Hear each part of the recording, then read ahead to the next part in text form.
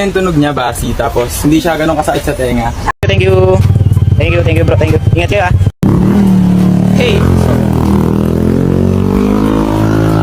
What's up mga boss? Nagkabit po pala tayo ng aftermarket na muffler dito sa Honda Click version 2. Kung mapapansin nyo nga mga bossing, luma na ang aftermarket na muffler na nakakabit dito sa Honda Click version 2. Kaya nag-decide ang owner ng motor na to na palitan na ang muffler niya. Ang napili pala na muffler ni bossing ay yung R77 Big 420mm, 51mm po yung inlet niya. Pagkatapos nga nating makabitan ay ito na po yung itsura niya ngayon. Bagong muffler R77 Big po iyan mga boss. Okay, bye-bye, Samret!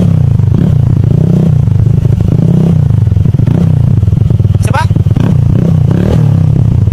Alright. Narinig nyo naman mga boss kung gaano kasolid yung tunog. More on bass sound talaga ang output po ng R77 na to. Ang maganda pa po sa muffler na to ay pwede po ito sa kahit na anong motor. Big bike or small bike ay pwede po ito. Super bass sound mga boss na hindi masyadong malakas at hindi masakit sa tenga. Ito na yun mga boss, R77. Kaya kung interesado kayo sa muffler na to ay ilalagay ko ang link nito dyan sa baba, sa taas ng aking pangalan. Hey!